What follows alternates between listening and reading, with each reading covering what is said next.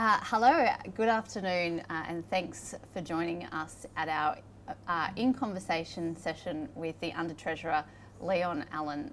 Thanks so much for joining us. My name's Aimee McVeigh and I'm the CEO of QCOSS. I'd like to begin by acknowledging that we're meeting today on the land of the Turrbal and Yagara people, and I'd like to pay my respects to elders past, present and emerging, and my deep respects to all First Nations people joining us online today. And to the elders of the lands you're joining us from across our beautiful state of Queensland. I'd like to also thank the QUT Centre for Justice, who is putting today's session on with us today, and thank them for their support. I'm really delighted to have Leon Allen with us here today, and by way of introduction, Leon Allen was appointed as the Under Treasurer of Queensland Treasury in September last year. He joined Treasury in May 2020 as the Deputy Under Treasurer with responsibility for economic, fiscal and commercial policy. Leon has had quite an amazing career, working in the Commonwealth Bank in senior leadership positions both domestically and internationally. He's also spent time with the Australian Government Department of Finance, Queensland Treasury and Ergon Energy. Leon, I must say, has been a very good friend of the community services sector, is a very accessible Under Treasurer and a supportive Under Treasurer, and really delighted to have you here today, Leon. Thank you very much, Amy. I appreciate the invitation. Nice to be here. So I guess today really is about how budgets are put together. In many jurisdictions, including Australia, we have really transparent budget processes that allow civil society to understand how public money, how decisions around public money are made. And so today, I guess really, given that governments are spending money in a way that reflects, I guess, their values or the things that are important, I think really important for us to have a good understanding of that process. So today's conversation is really going to be more about the mechanics of budgets, less about the actual content. So unfortunately today we're not going to be talking about particular initiatives or specific funding decisions, but more about broadly, how is a budget put together, what are the key time frames, milestones, and how are those important decisions made. A few housekeeping things. We are broadcasting in Zoom. We have received some pre-submitted questions, and hopefully we'll have time for as many of those as possible, and apologies in advance if we don't get to all of them.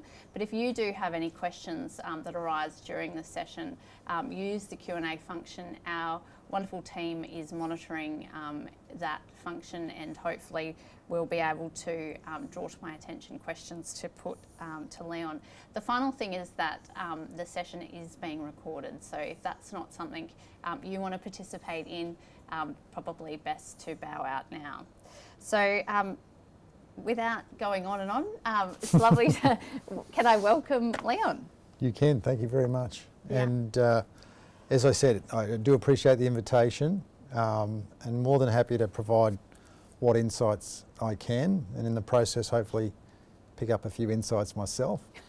I want to start by saying I think it's a great initiative on your part, and I just think that's a great testament to you and the team in sort of setting this up, and I think it's a great obligation on Treasury to be connected into all the various parts of the Queensland economy and society that it can, because it'll help us in terms of our insights and understanding and the advice we provide to government.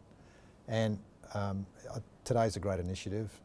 I probably ride on the shoulders of my predecessor, Rachel Hunter, who wasn't in the job for a long time, Queensland's second female Under Treasurer, but she's, to me anyway, displays great leadership, and her stakeholder engagement's exemplary. And given the opportunity, I know I did a little cameo last year, but I thought that would be enough to put you off, but I obviously didn't get that right. But I genuinely was provided a good role model with Rachel, and so I was very keen to engage today. The work that QCOSS does has been, for a long time, very high class, and I know it's only got better and deeper when you complement all that work in the past with the work you're doing now, and to provide your members and fraternity with some insight that'll help them in their job and positioning the services and the skills they provide into the community. Look, happy to be part of that. The budgets are a mechanical process. I probably today want to highlight it's going to be a bit of insight that it's an organic process too. And we can see that because we had to defer this meeting because there was the impact of the floods, most intense impact of the floods a few weeks ago, and we deferred this. And I think a great insight into what happens inside government, where you can put a budget and a plan together, but sometimes things happen that you're not expecting, and you've got to readjust. And that was coming off the back of Omicron, which was sort of the third phase of the pandemic, which has obviously been a huge challenge for everybody, including your sector, and be it the floods and be it the pandemic. We've seen the social services of sector in Queensland really step up, and it's recognised and acknowledged what happens in terms of the work that your membership does with the community. It's real and it's tangible and it's well regarded by everybody. And I hope today we can cover a bit of territory that maybe provides people a bit more insight and understanding. We'll see where we get to. Yeah. But anyway, thanks again. And I should have started too by acknowledging the owners and custodians in the land we're meeting at today. And I've made it a little bit of a requirement of inside Treasury as of today is to understand, well, where you were born. What was the First Nations people there? So I was born in Warwick. That's the Keenjan people, and their land is the Gurugubbi. And I think it's good. It's a good identity to have, to understand, okay, what were the First Nations people in the land that you were born on, as much as we recognise. I think it's a great feature of contemporary life that we do acknowledge and celebrate. I think it's an opportunity to sort of extend that out to individual circumstance. Yeah, true, and to be able to acknowledge, the privilege that we have to have been raised on land that is Aboriginal land and always will be Aboriginal land. Yes. And I liked how you sort of talked just then about how, things change within Treasury. We might have what looks like a well-laid plan and then it moves. And so there's sort of this, particularly right now, there's this two-speed thing happening where we seem to be constantly responding to crises, but we know that business as usual still has to continue. And, we're seeing that as service providers on the ground, that we have to respond to crisis, but we still have to keep doing the things that we normally do. And I guess there's an analogy there with something that our sector is always really interested in, which is how we balance up, how government balances up investing in primary prevention versus the crisis end. So we see big investment in prisons, in youth, youth justice, in sort of even domestic violence responses. And I think I couldn't probably speak for our sector and say that we would like to see that big investment happen on the prevention side, in stopping poverty in the first place, in empowering individuals to be able to access the opportunities that do exist in terms of participating in education, having a roof over your head, as women, rising up out of poverty and having economic security as the best protector against domestic violence. How does government decide, how to balance that? Because we have to have that crisis end, but when do we get to a place where we're really focused on the prevention? Yeah, it's the great conundrum, isn't it? Because if I was to give the short answer, is you've got to take the opportunities as they present to shift the balance that you referenced between having to provide services to meet the current requirements and obligations and even legal requirements. You know, if someone's been sentenced to incarceration, to use your corrections example, like the state's obligated in relation to the need to house and hopefully remediate someone who's been incarcerated. And you know, the opportunities too often to change the balance are normally associated with some degree of crises. And those crises in of themselves create the need and demand for immediate response. So even when you see there's an opportunity, the allocation or the balance seems to be in some way starved because you have to deal with the immediate response. So it's not a great answer, but we have to identify those public policy options and have them really ready and be chipping away saying, hey, you know, we've got to shift the balance. And I probably look at conventional examples other than just correction, say in health. And that's probably sounding too much like a Treasury person because it's a huge part of our budget. Yeah. And I know health sort of spends money in areas that, you know, programs that, you know, some of your members are very engaged with as well. So it's far-reaching budget too. But we know there, the more you spend on preventative medicine, it's actually cost-effective for the whole society because we're preventing those chronic diseases and the need for acute treatments that are really expensive. So everyone is really focused on those opportunities. I don't think there's any doubt about, there's no argument about the math. Yeah. It's just we have to identify those opportunities and we have to create agendas, and we've got to give the advice to government that this is something that's doable. And by doable, I also mean affordable. Yeah. Because, and we'll get to this, the budget, 95% of your budget's committed to those services that are ongoing. So the discretion to invest into the preventative side and shift the balance is always, to a degree, limited. Yeah. Yeah. Unless you've got a big change that's supported by a lot of positive alignment of factors. And I know again it's probably going to a more conventional policy area, but you know, I was back in government way back when the additional year of schooling was introduced, and that was actually the same time the GST regime was put in place. And that was what the government committed to. Now that was a policy issue that had been percolating for quite a while. And so here we are, significant change in the funding outlook for state governments as a result of the change. A whole lot of sales taxes have got rid of and rolled into the GST, and that mechanism provided government with the opportunity. And that's it. You almost got to create the headroom to sort of see that shift. Otherwise, which are significant shifts. But we also have to, I think, just keep chipping away and see where you can incrementally keep changing it. And so I'm sure there's a long list of opportunities there. Yeah. And then it's about creating that agenda and building those sort of policy coalitions to get things happening. Yeah.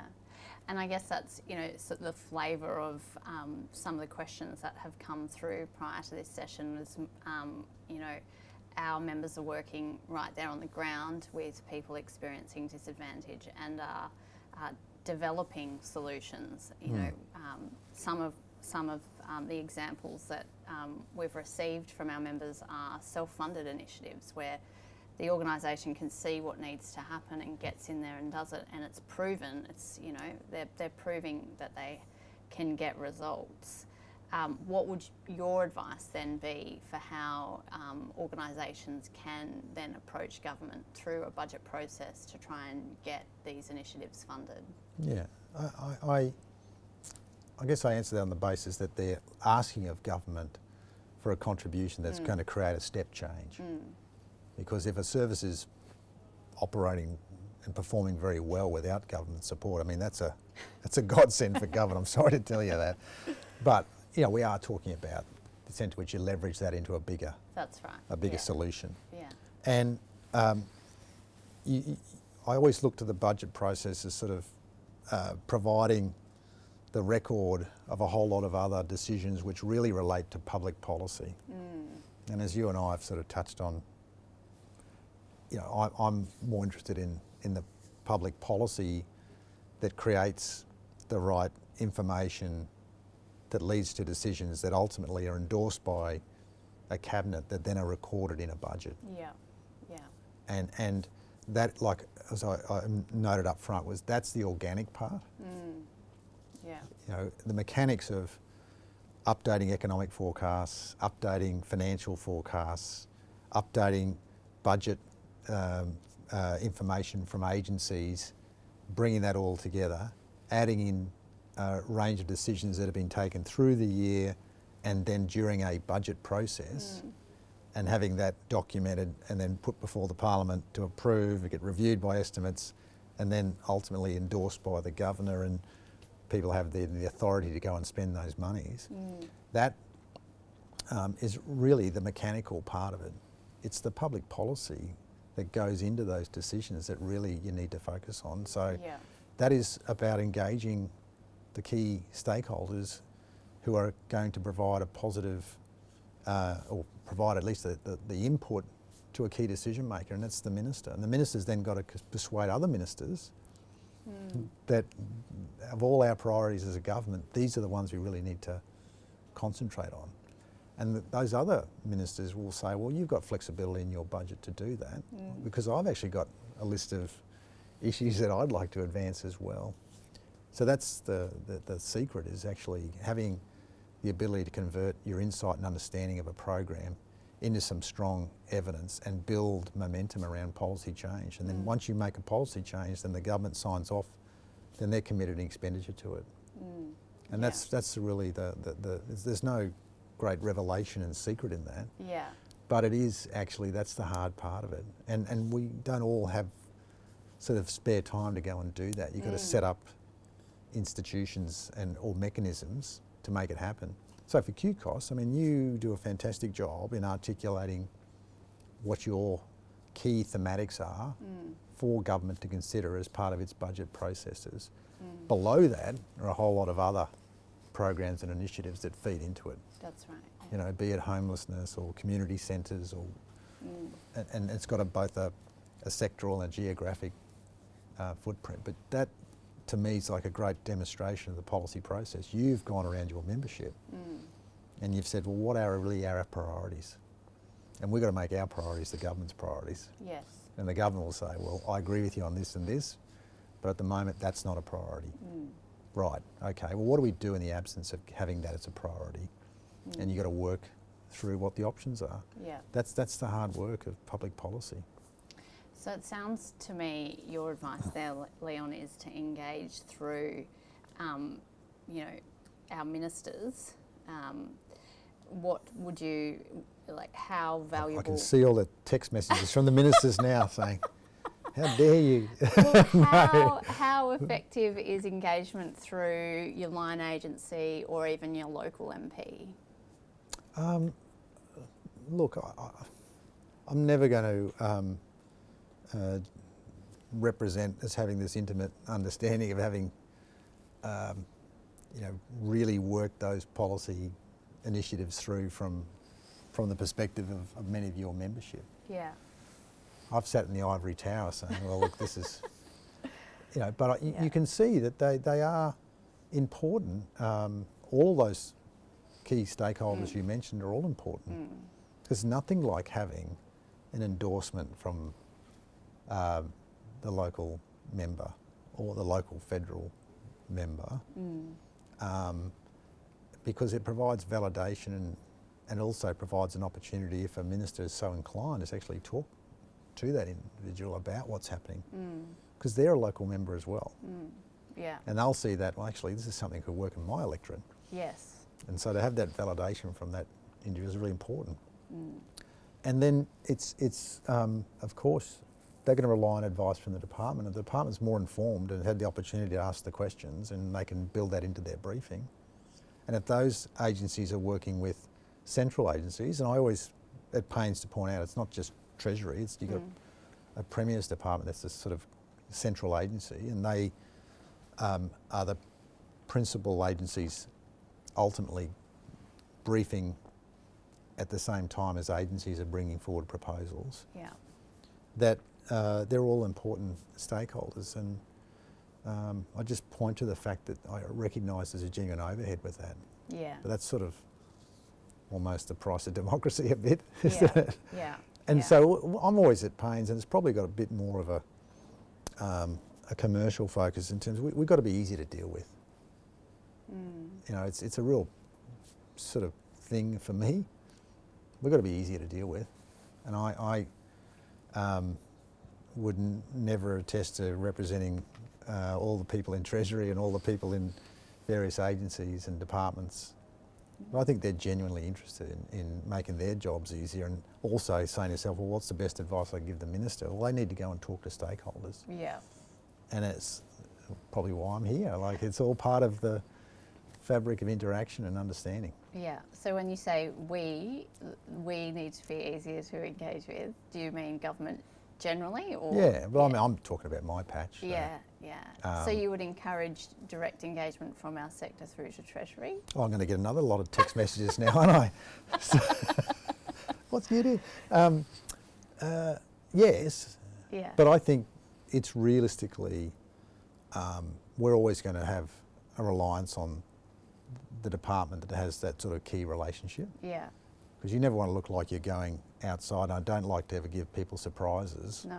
And even today, you know, I'll caught up with Claire and Deirdre just to sort of check in and see, okay, like, let them know I'm talking to QCOSS, and they all sort of froze and locked me in a cupboard and said, no, they're really good. Yeah, yeah. And like, that's, to me, like, that was really a strong reflection. We've just got to get better. So rather than someone from Treasury racing off, you need to sort of be joined up, and you need to collaborate on the side of making life a bit easier. So there's a combination, or at least there's a trade-off there between you bringing enough information together and engaging with government, and government being a bit easier to deal with. Yeah. That's all. But there must be sort of key time frames as well for people to bring forward those initiatives to kind of try and, you know, in their strategy, try and get it up. There must be some points in which it's a bit too late. And we're March now. You know, where in the process? Still late. Yes. Where in the process are we, and when does the process begin, and where best can stakeholders, you know, timing wise, have an influence? Well, I like to look at working backwards. If you've got a budget that's in June, late June, it takes you 4 weeks to get all the information together. You are pulling together all those data points I spoke about before, the economic forecasts, an update to your fiscal aggregates. So if you're forecasting that the economy is going well and there'll be a lot more activity in terms of hiring, so that's more payroll, you know, property transactions in terms of duties, just general activity, which is your GST. You've got an idea what the federal government's going to contribute. Because people forget that between GST and federal government transfers, that's 50% of the revenue base for the state. Wow. Okay. Right. And you know, that's a significant dependency we've got. Now, there's benefits and downsides to that. But anyway, without dwelling on that, I'm just saying there's some degree of uncertainty that we deal with. So we need to sort of just check in on where the forecasts are going for that.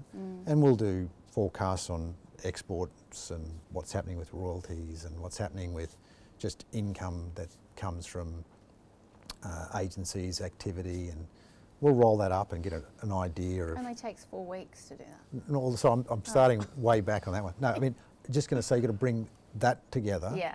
All your fiscal updates, the updates to the agencies. Remember that I was talking about that before? Yeah. And that's all got to be sort of put into a set of documents and checked for accuracy, because ultimately it goes into a number that the Parliament approves, that we release that amount of money from the consolidated fund to run government. And so, you know, the Treasury people, and working very closely with all the agencies, work really hard to sort of be accurate and precise. So when is that decision made about? Well, that's, imagine you've got all that information. Yeah. You need to sort of allow time for that to be checked and printed, and that takes like 3 to 4 weeks just to bring a state budget together. So work back. So May, June, so that's May. You know, April. You know, now we're into March, where you're actually doing your first run on, okay, we've had a bit of an idea of what you're proposing to bring forward as spending initiatives, Minister, and you're going to give us an update on how your existing expenditure's going. You know, that's a March, April thing. So I wasn't being too flippant when I said it's happening now, because it genuinely is. Yeah. We're doing that first round.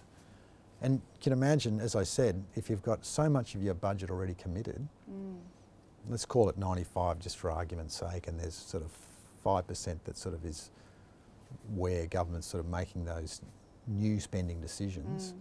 And some years that'll be 1%, and some years it'll be 6%, and some will be 3%. Sure. But you're really targeting at the margin there of change, because you've got such institutional momentum around your existing expenditure commitments. Yeah.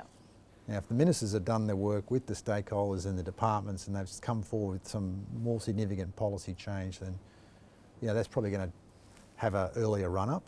And they've already done a lot of work before Christmas. And they've had socialised that, and they maybe done some presentations and papers to Cabinet, or there's been a policy process running, or there may have been an independent review done. You know, we saw, say with Justice McMurdo's review is a good case in point. You know, where there's government sort of given a whole lot of recommendations. We've got to digest that, understand what it means, make some decisions, and make some recommendations to government about how they would respond to the report. They make a call about how they want to respond to the report. That then ultimately will get turned into a round of submissions to say, well, we want to do this now and this now, and you'll work out what the cost of that is. Yeah. So they're sort of outside of the normal budget process, which was the key message, that the budget process is, it might have a mechanical step by step, and you deliver a budget, and the Treasurer stands up in Parliament and delivers a speech and tables a budget. But it's a very organic process.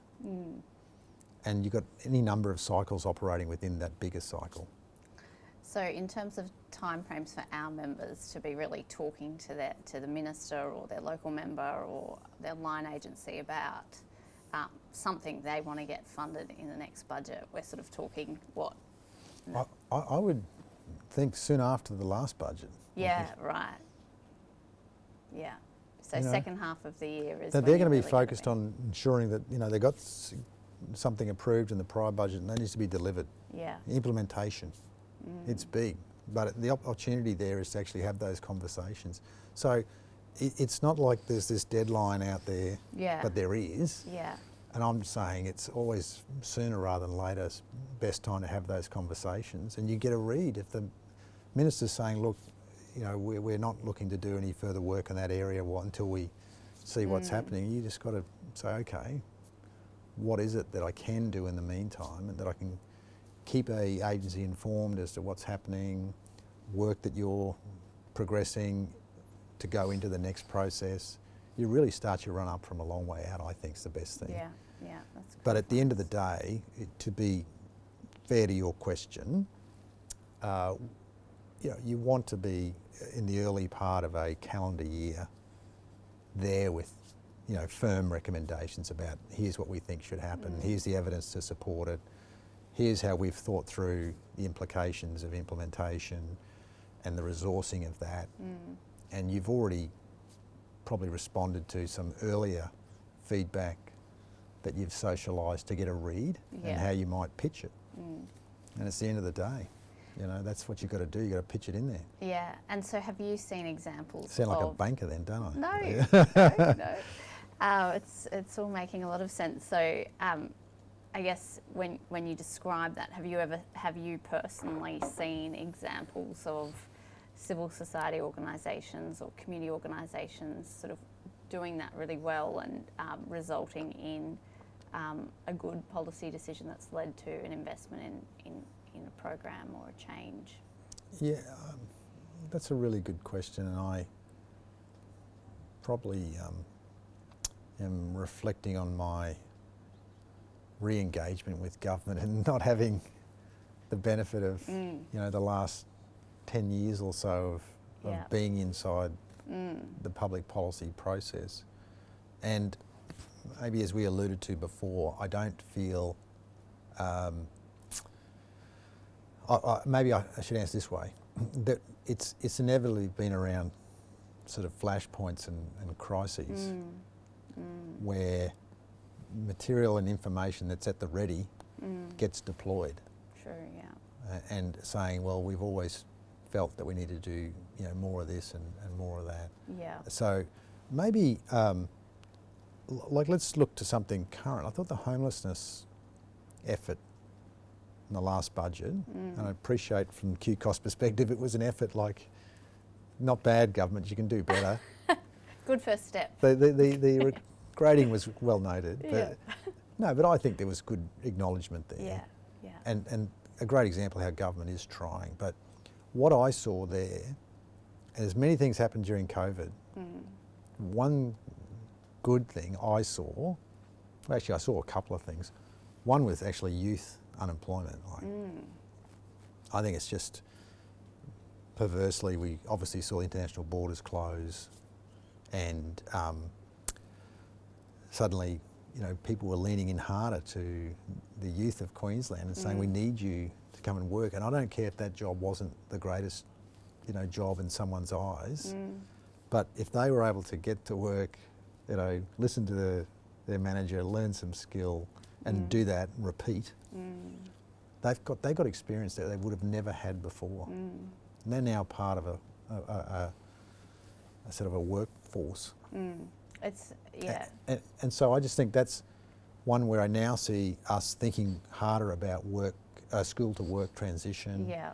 And that popped up at the Workforce Summit the other day. Yeah. The other one was homelessness, which is probably my little segue here, that we saw, because of health restrictions, government actively going out and purchasing accommodation, and people in circumstances that weren't as advantageous, suddenly in an environment where, and they were getting supplementation to income, that they were literally, you'd hear stories of parents having the opportunity to buy kids the new sand shoes and starting to get a bit more routine in the life, and it proved the potency of housing. Yeah, absolutely. And I think it actually wasn't the be all and end all, but it was a good insight as to how those anecdotes and stories can validate the science and the data. Yeah. And I think you've got to take advantage of those. And so while there was always this body of effort around looking at homelessness that happens year in, year out, there was this sort of added dimension in my eyes that said government actually can see a little bit more of the benefits, and I think that just changes the posture. Yeah, yeah, it was an Would that be a valid example, to your question? I think it's a good example. I think it really points to what you were talking about before about, the opportunity arising and then sort of being able to demonstrate something that might be a long-standing issue, but a point in time then allows for the opportunity to happen and the demonstration to occur. Yes. And then change to occur following that.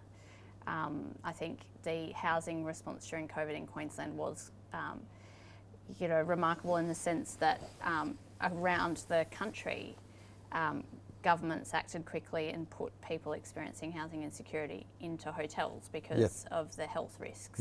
And homelessness was suddenly properly recognised as a health issue. But the remarkable thing about Queensland is that of all of the people that were put into those hotel accommodation situations that then transitioned to permanent accommodation, 70% of those people, of the Australians who experienced permanent housing after that, came from Queensland. So that was that's what I mean by that was a sort of outstanding, in the true sense of the word, response. But I also think that it proves what government can do very quickly when government wants to do something. Yeah. And so it gives us a precedent to say, well, the housing crisis is getting worse actually. Since the last budget, we've seen more growth. We've got more than 50,000 people on the social housing register. In places like the Gold Coast, they're waiting on average for 4 years. So we have that. So we have that precedent that you're talking about. We have that moment in time. But we also have an ongoing crisis, which the floods have laid bare. Because not like in 2011 where people could move into rentals. We have no rental availability. Less than 1%. So to me, what you've pointed to there, Leon, is a moment in time where there should be a significant step change in terms of policy. So how would you suggest then that the community sector sees this opportunity and encourages government to really make a policy change that will lead to a really ambitious target to ending homelessness in this state in the next decade? I think it's that story being told many times over with as many people as possible. Like, to the extent that you can point to the fact that they've got policy decisions they've made that have been validated and they've actually been leading, provide genuine leadership, that's there's no secret around that. But it is about that combination of the hard facts and the anecdotes and insight, and in effect providing the reassurance that there's less policy risk attached to it. And you've got to do that. Like, intuitively, politicians are good risk managers. So they also need, in effect, the ammunition to have those discussions with their colleagues. And this is it. I mean, if you just look at things in isolation, the only other message there is that you can't, even though that is the compelling narrative that you've got and the spillover benefits that you get, there are so many competing interests within government, and this is really at the core of what QCOSS is arguing, is that it's more than a social benefit to be derived here, and that there needs to be greater attention focused on those broader benefits. But you've got to recognise that there are just these competing priorities, and I know you do. It doesn't mean you shouldn't be any sort of lesser advocate, but that awareness and putting yourselves in the shoes of the person you're talking to about their interests and competing interests, I always find that helps me in my advocacy and matters that I do. Is I've got to sort of think, okay, what's going to work for the government, the minister, the sector, the economy. You've got to put yourself in those. And I think that's why conversations like today are really important for us and for our members, because, I think as civil society organisations, we take our role in terms of trying to create a political environment for government to act, to create the change that we're seeking. To the uncivil bunch out there. Well, we're all part of civil society, I hope. Indeed. But I think to be very effective and strategic in that work, we need to understand how the processes work and the timing and the other things that government is balancing up. And I think, you've really illustrated really well there how all of this connects up into the mechanics of a budget process. You think about something like the NDIS, which resulted in a very big budgeting decision at a federal level. But that started by people with disability who knew of the benefit there could be to the broader Australian community when people with a disability are properly engaged in our society. And look what came from that. A huge social reform, a large decision to spend money. And so I think that is a good example of, over time, civil society or community coming together to influence a budget decision. And sorry, not to sort of turn into interviewer here, but in your own view... That's not... Yeah, go. Demarcation here, but yeah.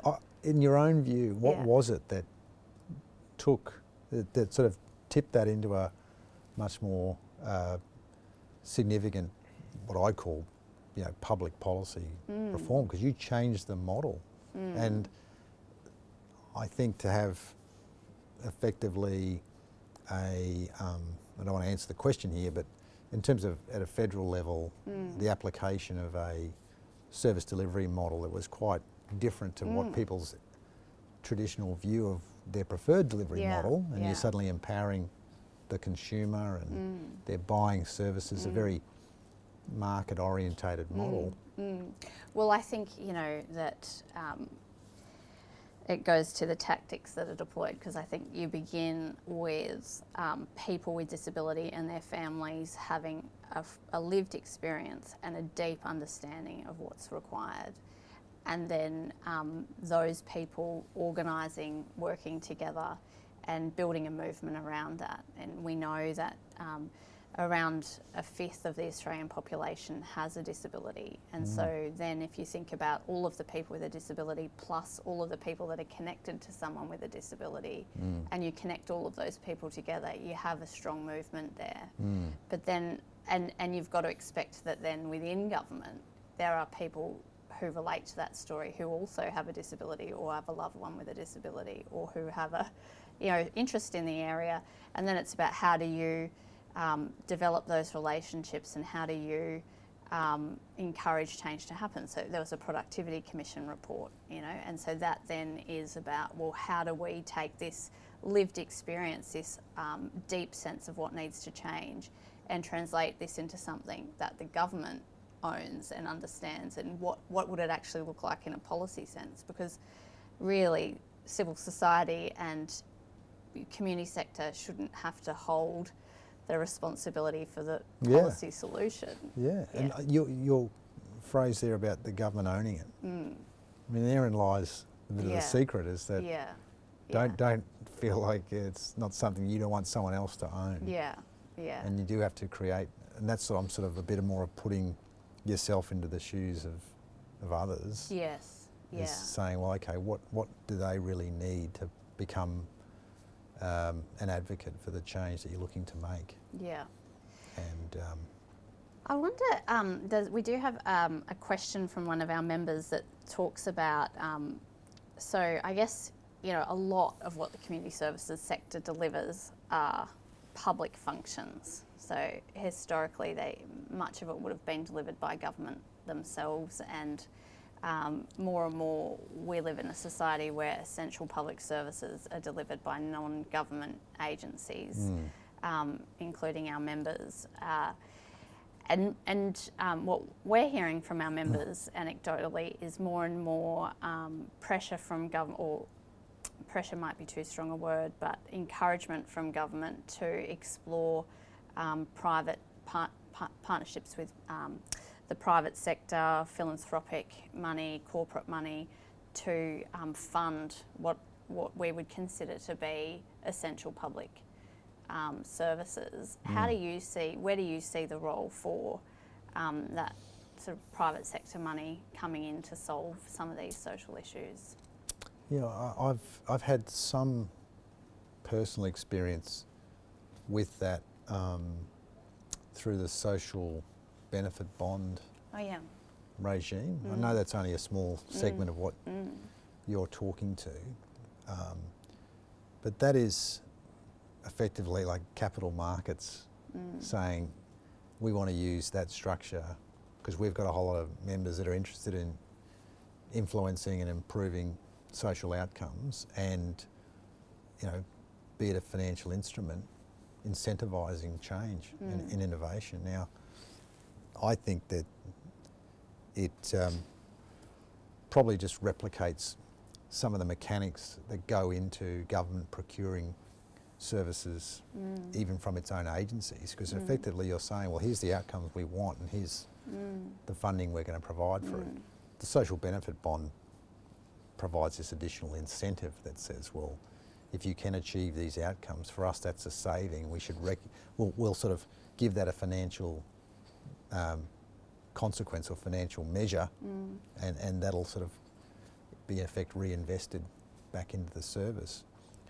To the extent then that is still government procuring or a private financial provider procuring outcomes, to then say that, well, the service has to rely then on external funding sources, which I think is sort of your question.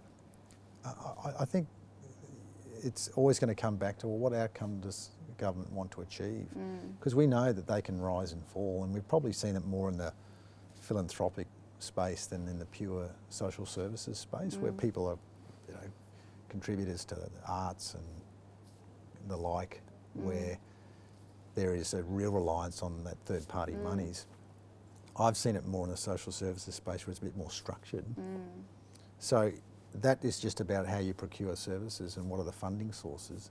You still need to have reassurance that the counterparty you're dealing with, and sorry to sound so sort of legalistic and commercial about it, but the counterparty, they need to have the wherewithal, and you still need to have reassurance that if the government is somehow associated with it, that they've got reassurance that there's good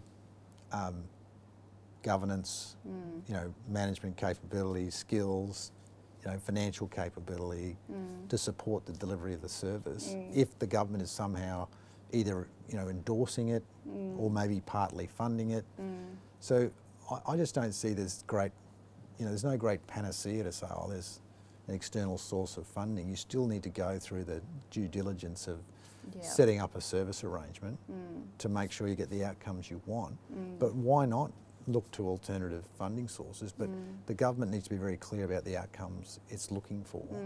And it may have some pretty significant terms that said, well, no, we need this level of reporting, we need people with this sort of, you know, qualification set, they need to comply with these regulations, be they the operation of the service or the industrial arrangements, whatever they might be. But if that allows you to sort of articulate clearly those outcomes and it gives people a bit more clarity and certainty, that's a good thing. And the funding becomes a bit of a secondary issue. But if there are pools of capital, again, it's sorry to sound like a treasury bonk, but if there's pools of capital out there that are motivated to invest into areas, then why not? Yeah, I think, you know, when you're on the ground doing direct service provision in an environment of scarce resources, you're probably not swimming in those pools. No. You don't know where to find them. Good analogy, yeah. And you don't have time to travel to them. So I think, you know, that's probably the why not is, one, we are delivering essential public services. Two, we're in an environment where we're using our resources to deliver those services. And so I think the question really goes to, you know, how much should we be expected to find alternative sources of funding to deliver on what really should be a public function. And I think that sort of tension arises when organisations themselves are identifying need in the community, and it's not necessarily connected to what government's seeking to achieve. And that could be where the rub is, that, well, if that's something your community needs and you say is required and doesn't connect with our objectives, then you find a different that's like a good context in terms of how you describe it. And that's right, that's a priority. And we may not always agree that that needs to be the priority. And so that's a good example there about government priority, and it may not align. But you want to have an early read on that, because you can spin wheels thinking it's a government priority, and that's something I learnt in a number of jobs, that a quick no is better than a long-term maybe. And to the extent that people are wanting to get a read, they should say, look, you know, the implications are that we won't be pursuing this, and if you get some clarity around that. But everybody wants as much optionality as possible, and that's, I think, where the frustration really lies, is is just not having some certainty. Yeah. So we've got to, that's always an ambition, is to try and provide as much certainty as possible. We do have a question from one of our members, which you may not be able to answer, but I'll just give it a go. Can you give us... Thank you for that out there. Yeah. Can you give us a read at all on what priorities the government might have reflected in the budget for the community services sector? You're right. I mean, that's a hard one to answer. And I think we've seen very clearly where there's been those flashpoints or profile given to certain social services policy areas, and domestic violence, what I spoke about before. I think the key one really is mental health, and that's been a national agenda through National Cabinet because of COVID and the different environments people have found themselves in, and the realisation that there are these genuine consequences if we're not being more preventative with mental health, and the costs of that. Child safety is another space where we clearly have seen the need for the system to look at what are the right operating arrangements and skills and capabilities needed in that sector, and homelessness and housing, are really issues that we've dived into here that aren't going away. And so that's was sort of top of mind for me in terms of what I'm seeing in the body politic. Yeah.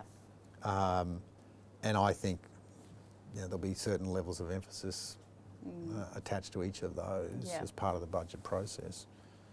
And I think you've got to appreciate, having engaged in significant investment in some areas in the past, government's going to want to see those initiatives mature and ensure they deliver before they sort of add additional investment in, or areas where they say that they've already signalled it's a priority, is they're sort of saying, well, that's where our attention's going to be. And I just think out of those, mental health and what that looks like. But I always find with something like that, where there is such a national agenda, I always think, okay, well, what does that actually translate into in terms of services, and can we expect those to really gear up quickly? Is there sort of this latent capability sitting there? And often I think we find there isn't. Yeah. And so we've got to be realistic about what can be achieved, in the short to medium term. And that's where we really need, I think, the public policy debate and people being honest and realistic about what can be achieved. But the governments certainly want to signal that this is a longer term investment we're making, even if we're going to have to ramp up. That's I think a good signal if you're talking about that, rather than whether we do something or not do something. That sort of signals that there is a bit more momentum there. Yeah. One of our members asked a pretty related question about, so we saw that sort of historic $2.9 billion investment last budget into social housing. And some of the feedback we've heard since then is, about the lack of funding for the services that go alongside the housing. And, we know in our sector that in order for some people to sustain tenancies,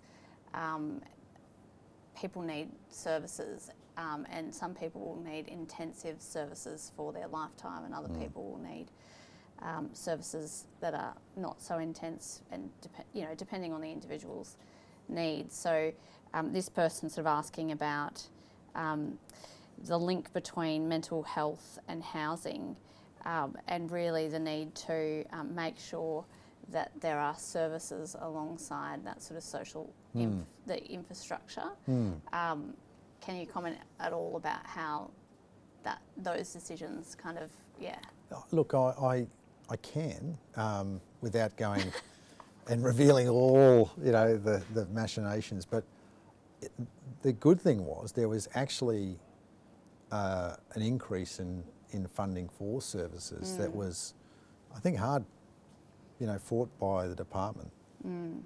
Yeah. And so I would say, without giving too much away, that when you see a significant increase, there's going to be a reaction saying, well, hang on, is that realistic? So it may not have been as apparent, but from my perspective, there was certainly a recognition and B, an investment made into services. Now, was it enough? There's always going to be the debate, but from what I would say is, your perspective is that there was genuine recognition about it. Yeah. And you can always sort of haggle about how much there is, and that goes into the art of the budget. It's like, okay, we know we've got to put money into that, and look, we've got these other issues here, but really to make that policy work, we need to put money into services. So then it becomes a question, well, are they, within that bucket of money, are they going to the right services or not? And I really would defer to Claire O'Connor in the department. Yeah. But I can tell you, Claire and her team were pretty good at leaning into that one and did a great job and saying, hey folks, it's not just about the structures here, it's the services happens in and around. Yes. And they're always going to sort of try and direct as much of the existing effort, back to our point around 95% of your budget's already there, and getting as much of the incremental additional to say, this is how we're going to do it. Now, I'm sure they'd welcome the feedback saying, that was good, but you really need to sort of concentrate on this is all the benefits you'll get out of it. Yeah. I don't think you're going to get any arguments with them. They'll just come back and say, you didn't give us enough money, but therein lies the process. And it's a good sort of way to wrap up in a way, to sort of say, there is the process, it's that deep engagement from the community sector into government, working in partnership, government really understanding and acknowledging what the sector's experiencing on the ground, that being fed up into a budget, investment decisions being made, and then you go around again to try and, But to be clear about then, look, what's doable and not doable. Yes. I mean, that sort of feedback as well is really important. Like government needs to be, frank and fearless in terms of its advice up as a public service, but also out, I think. Yes. But that's what I think, the organic process there. Yeah. And the mechanics, we can put some budget papers together and there'll be line items there that says this service and that much money over that period. Yeah. There's a lot of work that goes in behind all that. Yeah. Well, thank you, Leon, for being My pleasure. frank and fearless with us today.